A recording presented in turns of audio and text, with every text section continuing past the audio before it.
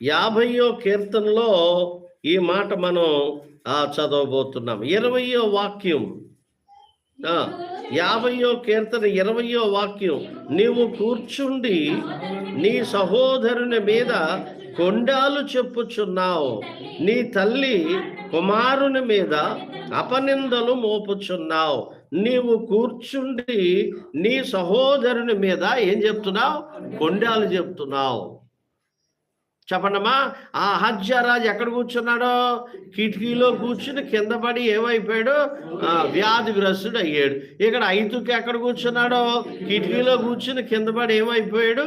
చనిపోయాడు. ఇక్కడ మనం ఎక్కడ కూర్చుంటున్నామంట చెప్పండి? నీవు కూర్చుండి నీ సోదరుల మీద ఏం చెప్తున్నావు? నువ్వు కొండాలు చెప్తున్నావు. నీ తల్లి సహోదరుడి మీద నువ్వు అపనిందలు మోపుతున్నావు. మరి ఎంత జాగ్రత్తగా ఉండాలి దినాల్లో? కూర్చుని ఏం చెప్పాలా? సువార్త చెప్పాలా? నువ్వు కూర్చుని ఏం చెప్పాలా? మాట్లాడరేటండి యేసు ప్రభు మాటలు చెప్పాలా?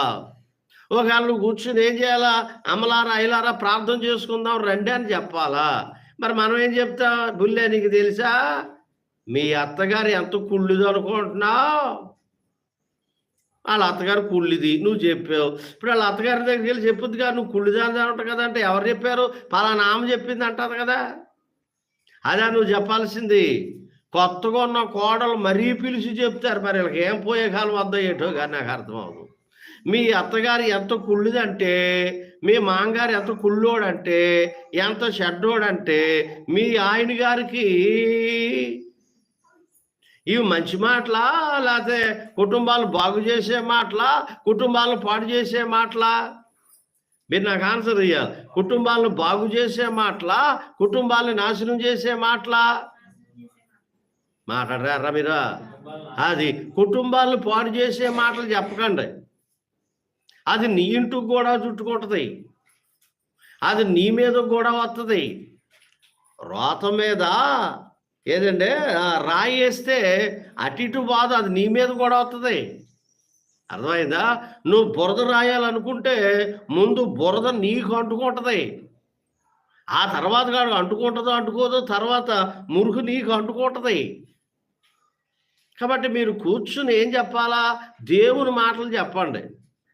కూర్చుని దేవుని సన్నిధిలో ప్రార్థన చేసుకోండి. కూర్చుని దైవ సన్నిధిలో ఆరాధన చేసుకోండి. అది మంచిది. అంతేగాని ఇలా పనికిమాల చోట్ల కూర్చుని పనికిమాల జీవితాలు జీవించకండి. దేవుడు మెచ్చుకోడు. చెప్పండి హల్లెలూయా. అంచేత మీరైనా నేనైనా మనమైనా చెప్పండి, ఇక్కడ కూర్చుని ఏం చెప్తున్నారట? కొండాలు చెప్తున్నారు అని ఉంది బైబిల్లో.